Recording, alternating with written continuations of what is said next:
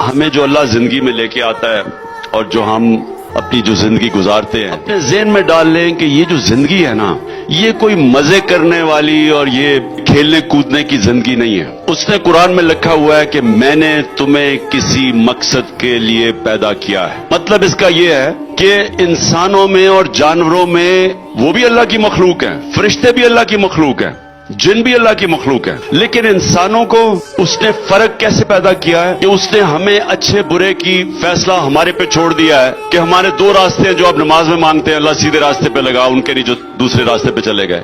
ہمیں اللہ نے آپشن دیا دو راستوں کے بیچ میں۔ جانوروں کو یہ آپشن نہیں ہے، وہ انسٹنکٹ پہ چلتے ہیں، ان کے لیے کوئی اللہ نے یہ دو راستے نہ فرشتوں کے لیے دیے ہیں۔ فرشتے اللہ کی عبادت کرتے ہیں۔ انسانوں کو اس نے فیصلہ کیا ہے کہ تمہیں میں زندگی دے رہا ہوں، تمہیں میں فیصلہ کرو دو راستوں کے بیچ میں، اور اللہ یہ تمہیں کہتا ہے کہ آپ کا جو آخرت ہوگی، جو اصل آپ کی زندگی ہے، اس کی آپ کا یہ دنیا آپ کا امتحان ہوگا کہ آپ کیسے زندگی گزارتے ہیں، کیونکہ اللہ نے تو آپ کو فیصلہ آپ کے اوپر چھوڑ دیا ہے۔ نماز میں وہ آپ کو کہتا ہے کہ آپ مسلسل دعا مانگے نعمتوں والے راستے پہ۔ تو یہ میں کیوں آپ کو سب کہہ رہا ہوں کہ جو راستہ اللہ کا راستہ ہے وہ آسان نہیں ہے۔ ہم آسان راستے ڈھونڈتے ہیں، آسان راستہ کئی دفعہ دوسرا راستہ جو تباہی کا راستہ ہے۔ جو اللہ نے آپ کو دیا ہے، جو ہم مانگتے ہیں، اگر آپ نماز پڑھتے ہیں تو ہم مانگتے ہیں اللہ نعمتوں والا راستہ، وہ میں سمجھتا ہوں وہ نبی صلی اللہ علیہ وسلم کا راستہ ہے، جو دنیا کی تاریخ کے سب سے عظیم انسان تھے، اور وہ راستہ آسان نہیں تھا۔ ان کی زندگی نبوت کے بعد ایک مسلسل جدوجہد تھی اور مشکلوں کا راستہ تھا، لیکن وہ کیونکہ وہ اللہ کے راستے پہ تھے، جتنی بھی مشکلات راستے میں آتی تھی دنیا میں، وہ سوتے سکون میں تھے، کیونکہ اندر سکون تھا، کیونکہ اللہ کے راستے پہ تھے۔ یہ سمجھنے کی بات ہے۔ آج کیونکہ میں مغربی معاشرے کو آپ سب سے بہتر جانتا ہوں، 70% لوگ ادھر سائیکائٹرسٹ کے پاس جاتے ہیں، وہاں جتنا تقریباً ہمارا بجٹ ہے نا، ان کا صرف اتنا بجٹ ڈپریشن پہ خرچ ہوتا ہے۔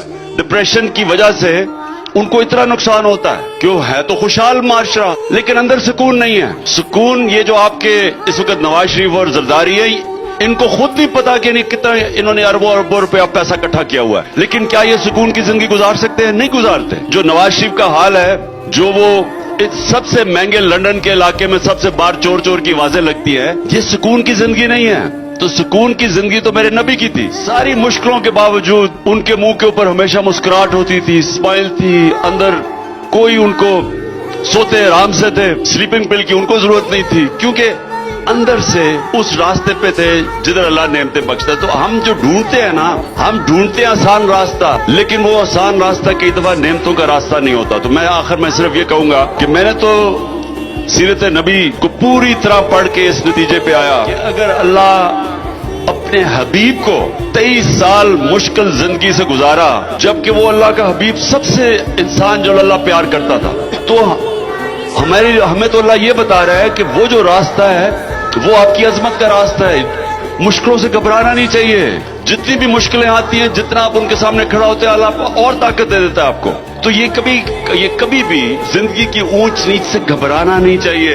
میں اس لیے اپنی قوم کو کہتا ہوں، مشکل وقت میں گھبرانا نہیں ہے آپ نے۔ ہمارے میں اللہ میں ایمان ہے، ہم اس کے اوپر پورا ایمان رکھ کے پوری محنت کرتے ہیں، ہم جدوجہد آخری گیند تک کریں گے۔ جب تک میں زندہ ہوں میں جدوجہد کروں گا اوپر پہ، اور کامیابی اس کے ہاتھ میں ہوگی، لیکن اس میں گھبرانا نہیں ہوتا۔ ہمیں پتہ ہے کہ اونچ نیچ ہے، اگر میرے نبی کو اللہ مشکل راستے پر ڈال سکتا ہے تو وہ تو اللہ کا حبیب تھا، ہم کون ہوتے ہیں؟ لیکن ہمیں ان کی سنت سے سیکھنا ہے۔